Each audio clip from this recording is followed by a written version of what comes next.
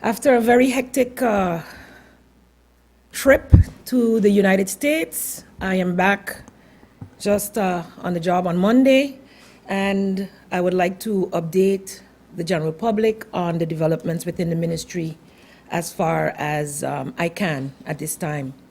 I'd like to start with meetings recently held with the Ministry of Romi, in specific the new works, to discuss the status of the progress of capital investment projects which were or are being worked on. The Prince William Alexander School, the demolition of the old property, as well as the having the first phase constructed, has the priority of government, and we are in the it is going through the system, as they may say, has already passed my desk and will be going through the system, has to go to the Council of Ministers, etc., for approval and onwards so that that process can be started. Also, we have in education, which was already in progress but had been stagnated, the finalization of the 4 classrooms at the St. Martin Vocational School. We are finally seeing some headway with that and hope that that will be able to be finalized before the start of the school year. So that has restarted, thankfully. Many have also noted that the tender for repairs at the Milton Peters College has been publicized, and so we are monitoring that to make sure that goes online. And where it concerns sports facilities, we have the finalization of the interior of the Little League ballpark, which is basically the dugouts and the interior part of the bleacher building, as well as some other repairs, etc., from the first phase that had been taking place need to be finalized. And as such, I expect that this also will be finalized in due time. Also at the Raoul Illich Sports Complex, the second phase of that, which included also the bleacher building, changing rooms, referee rooms, offices, kitchen facilities, etc., will be starting moving forward as well. So several projects have been scheduled and will be ongoing during the coming months. And of course, as a ministry, we look forward to these being executed in the timeline as has been provided. So I will continue to update the general public as to, many will see whether it's tender being publicized and the works being awarded, etc., in the months to come. And so we will continue to update on these as they come forward.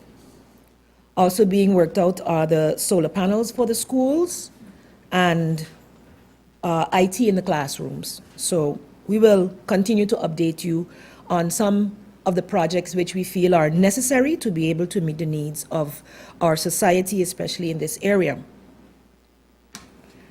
The situation in terms of the emergency repairs at public schools, we were able to finally deal with the situation of the gravels at the M. Genevieve de Weaver School, which had become chaotic, creating a situation where there was a daily complaint about violence on the playgrounds. That has been rectified. There is now a basketball court, a paved basketball court where the gravels used to be, as had been initially intended. And so we're very happy with that, as well as some revamped areas for play, as well as beautification of the area will be finalized, hopefully in the coming weeks with plants, etc. So I look forward to, when that is finalized, to be able to show the general public that we are actually putting our money where our mouth is in resolving some of the issues that have been brought forward and with urgency. We recently also were able to finalize some of the cleanup at some schools which had been neglected due to the change of the district cleaning situation. And so together with the Ministry of Romi, we are also addressing these areas. We do apologize, of course, for the time that it took, but we are dealing with each problem as it comes, one tree at a time in a forest of challenges. Moving forward to the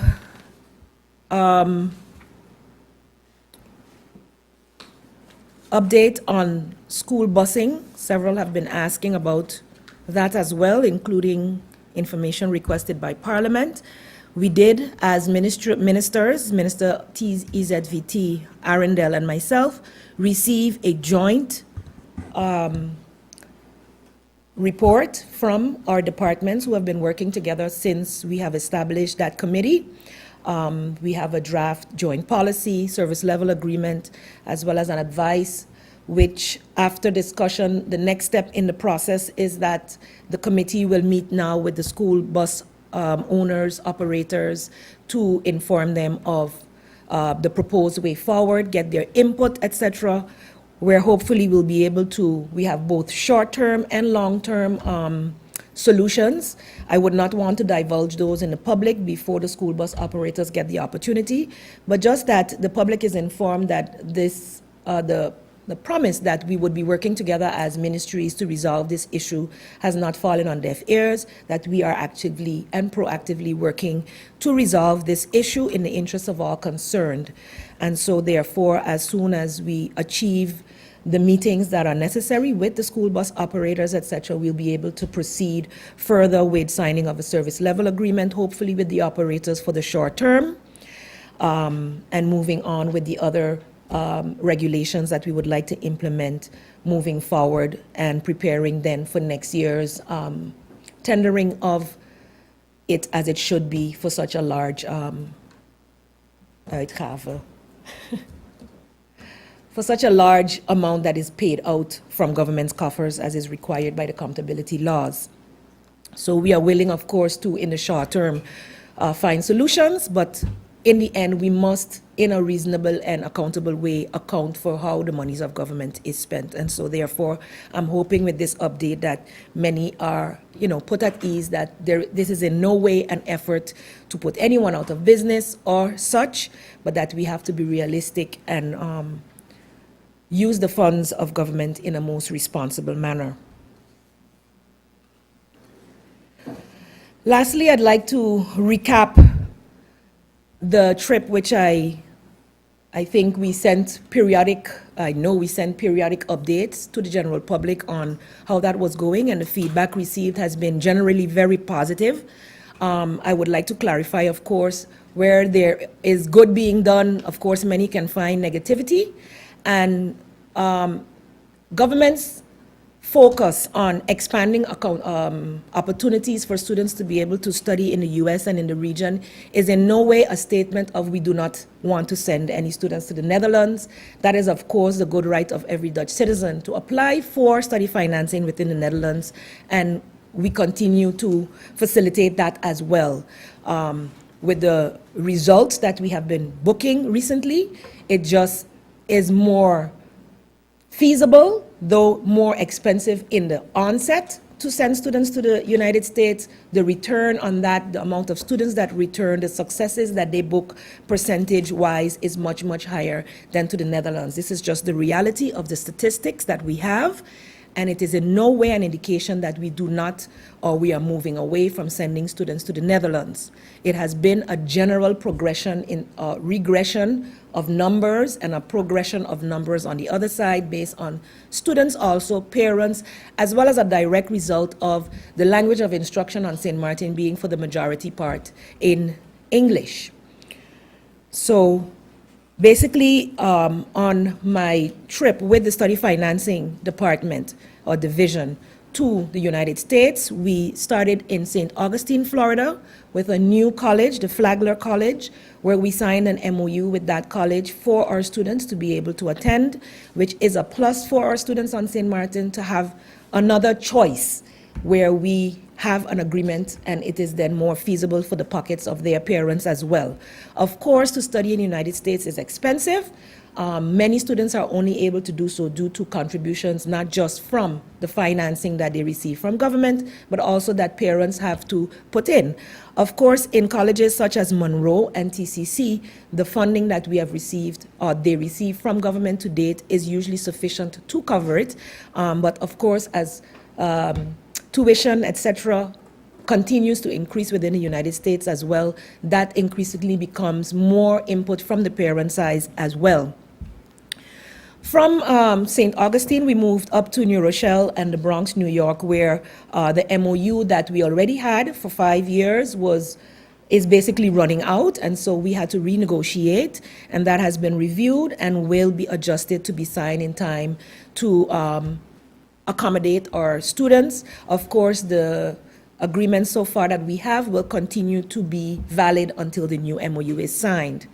We then went back down to Florida, where we met with the manager of the city manager, managers, as well as the mayor of Tallahassee, in revising and revamping a 17 or 16-year agreement that has been in existence, where it is not only on education level, but basically in the past years, we've only been benefiting on an education level.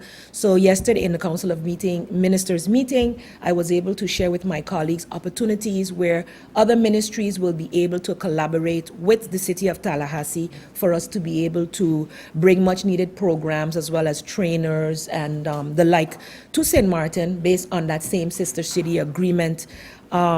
The city of Tallahassee is still very much willing for us to do even more collaborative efforts. In fact, we had discussions on the level of sports and culture as well, which I am also responsible for.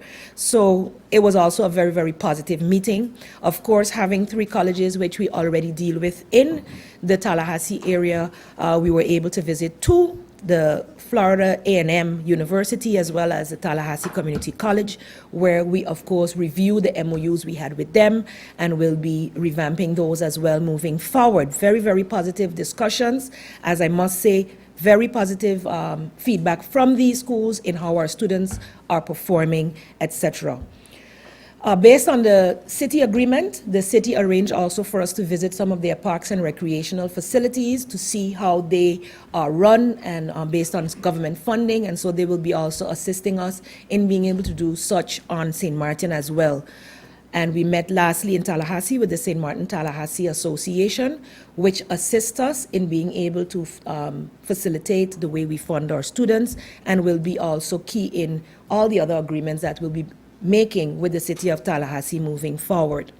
Lastly, on that visit, we visited the West Palm Beach, Florida, which is more closer to Fort Lauderdale and Miami, and where we also started new discussions with Kaiser University. Actually, the 2 new colleges, both Flagler and Kaiser, are places where we have people now who have moved from the colleges where we had MOUs with before. So having this contact with these people over 20 and 30 years, and having Mr. Calvin Mardenborough in the study financing department, maintaining those relationships has gone a long way in being able to facilitate that they are now at new universities, and now we're getting MOUs with these universities and colleges as well. So I'd like to thank the Study Financing Division specifically for the hard work that they continue to do, the St. Martin Tallahassee Foundation Association, for facilitating our cooperation with the city of Tallahassee, as well as the city managers and mayor who continue to pledge their support. In that same vein, I would like to at this time denounce the sensational story on the front page of one of our newspapers this morning, highlighting a negative aspect that may or may not have taken place with one of our students in Tallahassee, printing the child's name, printing his parents' function, and trying to point the light that while we are busy doing positive things, that, this is also going on. These things tend to happen time to time, where students may end up in a problem in school. As far as I've received reports, the student is still in school. The situation is under investigation. It is a family issue. It is not a study financing issue. And as such, it is abhorrent that it is used as such to point a negative light on the entire trip, which has been so successful for so many students on St. Martin. I think it is basically, you have no guarantees as to, we send students out all the time to various places, and anything that happens to or that those students do within that time, yes, it will have a negative light on themselves, more so than anyone else, on their parents and the country. But to sensationalize it and give it front page news before any finalization of investigation and the like, I believe is a bit, should not be done. And we've talked about this over the years in the media, but I guess bad news sells. And so I will continue to reiterate that we as a ministry will continue to follow the procedure. Study financing is granted based on the policies of government and is a decision of the minister and not the head of study financing, as many think. A committee makes a proposal to the minister, upon which the minister then takes a decision. In this case, for 2016, that is my person. In previous years, with the different ministers, they are the ones that have taken a decision as to who is awarded and who is not awarded study financing based on the advice, based on the policies that exist. And yes, ministers do deviate from time to time, but the majority of students who receive study financing are done via the advices that come from the division based on the committee's suggestion on the policies that we have set forward. So if the policies need to change and parents are disgruntled about the ways these are done, there are ways to do this, but posting negative news does not get that desired effect. We will continue to look for opportunities for our students in the region, in the United States, in the Netherlands, so that all will have the opportunities to be able to improve themselves and thereby improve our country, St. Martin. And we wish all of those who are currently graduating much success. We wish all of those who are now embarking on leaving the island to further their studies, or whether they are furthering their studies right here on St. Martin, also much success, because that is the goal of study financing, and the policies is to have as many of our students receive an education within the means of government as possible. I thank you, and I await further questions from the media. Thank you. First of all, I'd like to commend the Minister Myers from VROMI on having the SOAB come in to look at the terms of reference for the landfill. We've had excellent conversations over the past couple of weeks, and I've also received some comments from PAHO, the Pan American Health Organization, and I forward them to you, and you can pass them on to SOAB. But again, congratulations and thank you. I just returned from a quick trip to Curacao, and in my trip, I met with the Sector Health Department from the Ministry of Health, Environment, and Nature. There's a photo there of the group that we've met with, but it includes the Director of Sector Health, Dr. Alcala, and epidemiologists and researchers and communication officer. And so the purpose for going was that we all in the Caribbean have a problem in terms of managing our healthcare costs, and in particular how we're fighting mosquitoes and mosquito-borne illnesses. And Curacao has done, I think, an excellent job in terms of producing a lot of materials. There's a video that they have on YouTube, which I think is very effective. And they've produced a number of these brochures, for example. They've already translated them into different languages: Spanish, Papiamento, and of course Dutch and English. And so seeing all the materials that they've presented, I felt that it was worthwhile to make a visit there and discuss how we could cooperate. And it was an excellent meeting, and basically what we've asked is, can we not coordinate on the development and use of the products? And actually their reaction was very positive. Their reaction was, our ministry, our sector is very good at producing materials, but actually what we have a problem with is marketing. How do we get the materials out? And I said, well, this is your lucky day. I happen to have quite a bit of experience in marketing. And so we had a very interesting discussion about, they produce brochures, but they don't really know how to get it out into the community. And so we had a very good conversation about, website development and sort of delivering this material digitally versus by paper, social media campaigns, the possibility of doing sort of photo competitions, for example, where you take pictures of areas where are mosquito breeding grounds, send them in by Facebook, and you have an opportunity to win a prize, for example. Radio competitions where they ask information that's been printed in the brochures. And so they were very excited about different concepts as to how they could get the message out, because they're very good at crafting the message, but they struggle, as we do, to get that message listened to and by the people. Another option, for example, is using smartphones, working together. They have Digicel and UTS there, cooperating with them to have them delivering links to the websites, for example. And one thing I found particularly impressive, and something that I wish we could improve in St. Martin, is that they have a hotline where people are reporting in when they have different issues. But their experience is that the follow-up has been excellent, because their different departments, the public health and public works, for example, coordinate very well. So here I've seen it a lot, where people are calling about health issues that in reality are issues that relate to other ministries, and sometimes the follow-up, I think, gets lost in translation.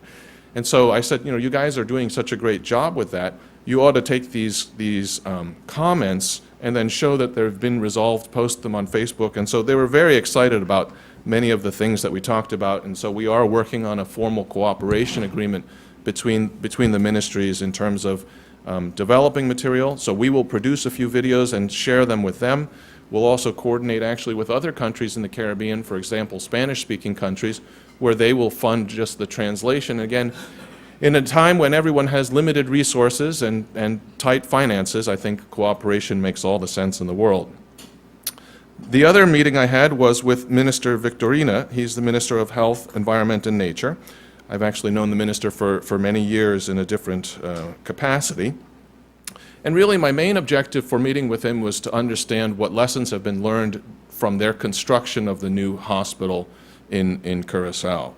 Again, I'm a person that believes that if you're spending the people's money wisely, I think that you should make an effort to learn the lessons from others. What did they do well and what did they do wrong, so that we can try and learn from their lessons, good and bad. And one of the things that was very clear was that much of their cost overruns were actually in the planning stages, let's say, versus the construction stages. So the structure in which the actual development or project, how it was set up, really has given government very little grip in terms of transparency and in terms of being able to request information and getting the depth of information that they would like. And so one of the key recommendations was to make sure that in our process of building a new SMMC in St. Martin, that we ensure that there's transparency and accountability built into the agreement. He said, unfortunately, in Curaçao, too much of it was left to, let's say, trust and goodwill. And I think that with the change in government, people's postures may have changed, for example, and so that sometimes they have a hard time accessing information. Another topic that we spoke about was cooperation in healthcare throughout the kingdom. So with the Netherlands, Aruba, Curaçao, and St. Martin, there's a protocol that's about to be finalized. I think 3 out of the 4 have signed already, and that is expected to be completed on short notice. Quality control. Again, healthcare is not something that is specific to our particular island. And again, some of the lessons that are learned by the other partners are lessons that I would like to see that we can incorporate here in St. Martin. So in particular, they have a referral committee for all of their referrals abroad, and also how they do their peer review. And I believe that this is something that is, again, an area of cooperation between the different ministries. The other thing, of course, is coordinated purchasing. By bulking our purchases together, I hope that St. Martin can negotiate better prices. And this is both for our referrals of our patients abroad, but as well as an exchange of specialists. If we can bring specialists in that would rotate through the Dutch Caribbean, we believe that that would offer us specialties that are not currently available in a cost-effective manner. And of course, coordinated purchasing on medical products, drugs, prosthesis, things like that. Next photo is a tour from the hospital. So I did take the time to make a tour of the old hospital and the hospital under construction. And again, as I alluded to earlier, much of their cost overruns are actually related to planning issues. So they've moved the location of the hospital a couple of times, which of course causes delays and therefore increased expenses. And then the location they finally picked is right next to the old hospital, and they've had to demolish portions of the old hospital to fit the new hospital. Obviously, that's added extra costs. But they've also found, for example, there were cables that were running right through the property, so there was fiber optic cables and things that had to be moved. So again, all of these cause delays and cause extra price. And I believe these are things that in our process of the new medical center, we've been very cautious about in our planning process, but certainly we will look at each of the issues that have cost extra time and money for their project to make sure that we're incorporating it into our project to make sure we don't have the same issues. And as I have mentioned, to make sure that the contracts ensure that there's transparency for the project, regardless of what government's in place. Everyone should be able to access certain information, and I believe that will help to make sure the project moves smoothly. In general, the impressions, the construction, the hospital's quite a large hospital, 300 and something beds, but they're adding facilities. And again, one of our discussion points is I think that within the kingdom, we should be looking at how are we cooperating in terms of development of services. In the same way that we're coordinating the development of services with the French side to make sure that we're not competing, I think the same principle applies to Curaçao, Aruba, and St. Martin. So that's also an area that we're looking at cooperating. The last point I'd like to touch on is about the Zika virus. Just as an update, our understanding is there's 11 confirmed cases on the Dutch side.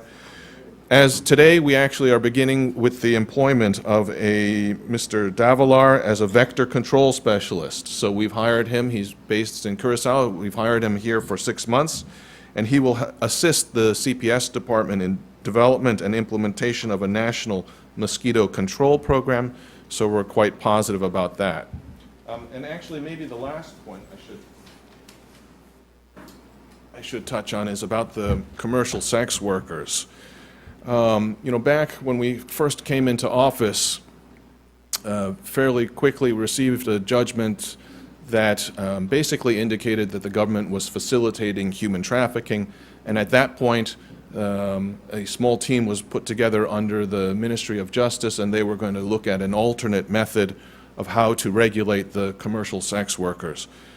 So the Ministry of VSA at that stage really sort of left, sort of stepped away from the process in that if it was going to be handled by an economic permit from TIAT and from Justice, Ministry of VSA's only role in that sense would be from a health perspective, how to ensure that proper checks and balances are in place. But with the recent court ruling, I feel that this has been somewhat thrown back into the lap of VSA at the moment. And so we are starting with doing a little bit of research in terms of what options are. Again, I don't believe it's necessary to reinvent the wheel. Curaçao, Aruba, Bonaire, they all have commercial sex industry there. And so we're looking at how that's regulated. And as a matter of fact, as a starting point, I have a report, the situational analysis of Aruba's response to human trafficking. It's a 100-and-something page document, so I don't believe we need to reinvent the wheel. So we are going to begin first by tapping our resources within the Dutch Caribbean and looking at how our fellow islands handle the matter. The legal system's basically the same.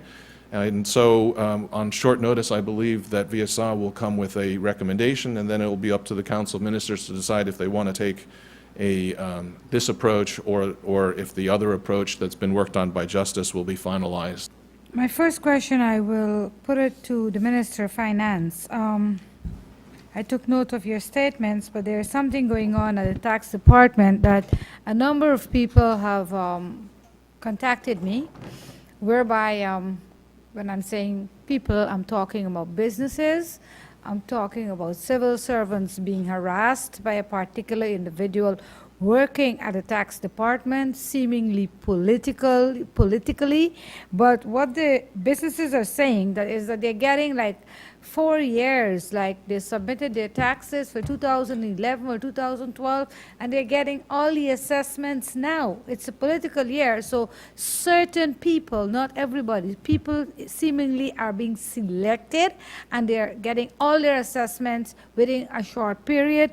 Even people working in government, they're even moving over to saying, if you don't submit your tax by X, Y, Z. Bibi, I don't want to kill your momentum with explaining, but I need you to get to the point because we really are testing on time.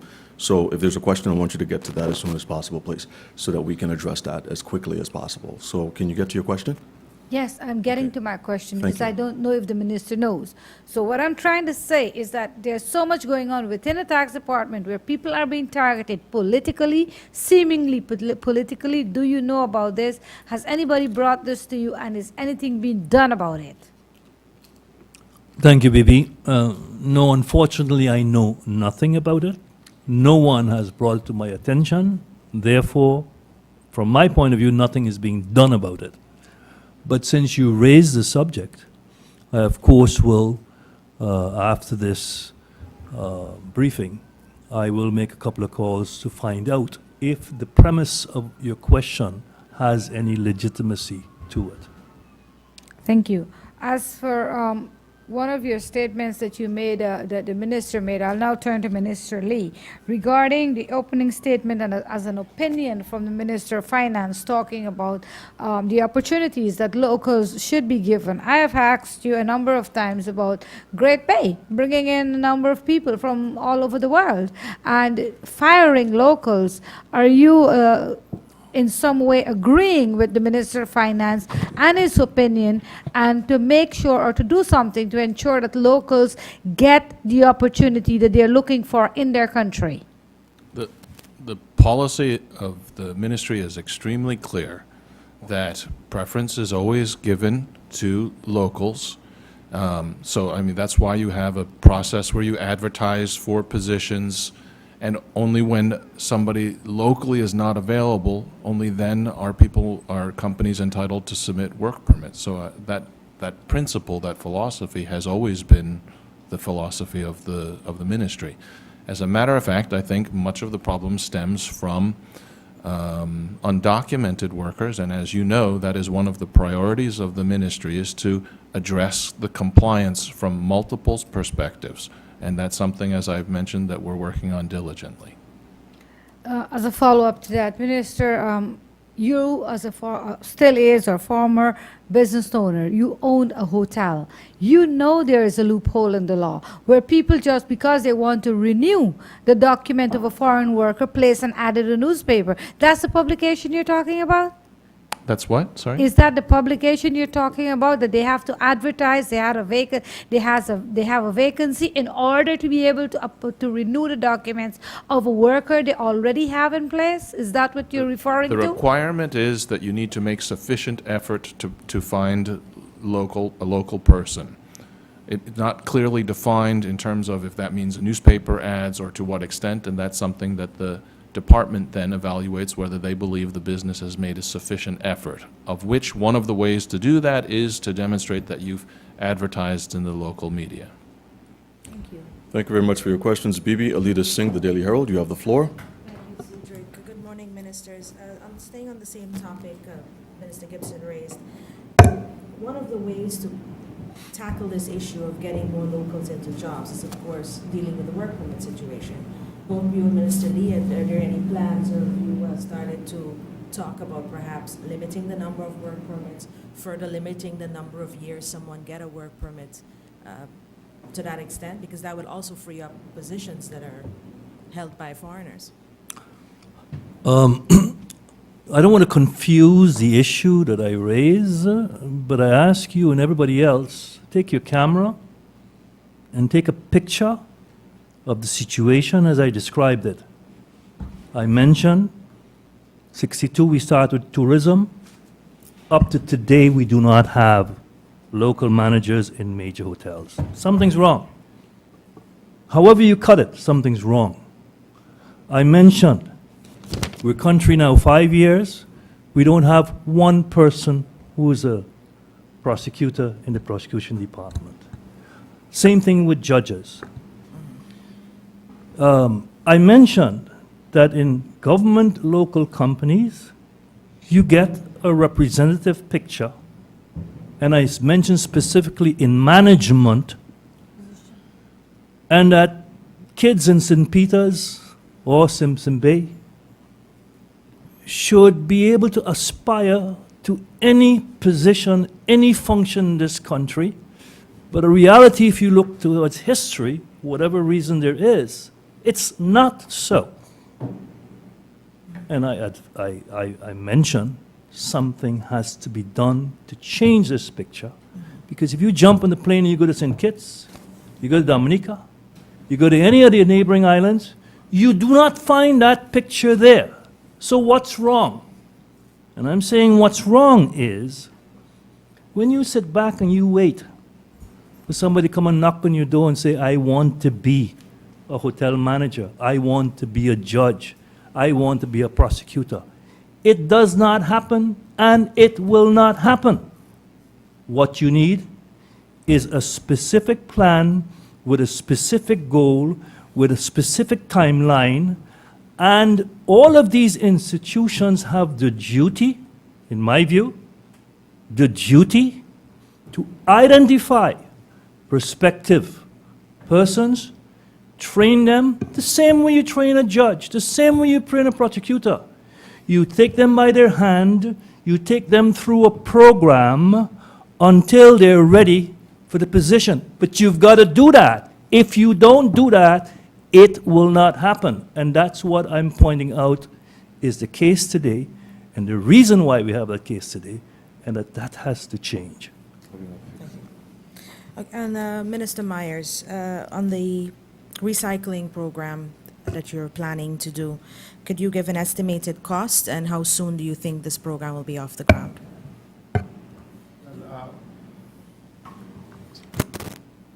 Well, it's working? Yeah. Well, that is the reason why I will be attending a Waste Expo next week, This weekend?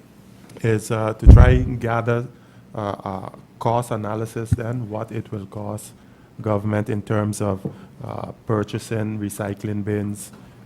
I spoke in the past about compacting and baling the garbage and storing it until the waste to energy is up and running. So in a couple of weeks, I will have a cost estimate and I would provide that information. Thank you very much. Alito, thank you for your questions. Andrew Dick, Daily Herald, you have the floor. Good morning to the Council of Ministers. Minister Lee, the KB fire, I noticed you didn't mention anything about it in your presentation. Big fire happened last week. Can you give us an update as to how many persons are homeless, or did they go to the Social Affairs Department for assistance? So we contacted the Social Affairs Department for an update on the victims, and their response was that they held a meeting with the Haitian Community Council, who represents the victims. Social Affairs then told the council that the victims need to come forward and provide some basic documentation. In case their documents were lost in the fire, they can go to Social Affairs and provide their names and date of birth, and to date, none have come forward. And when did this meeting take place?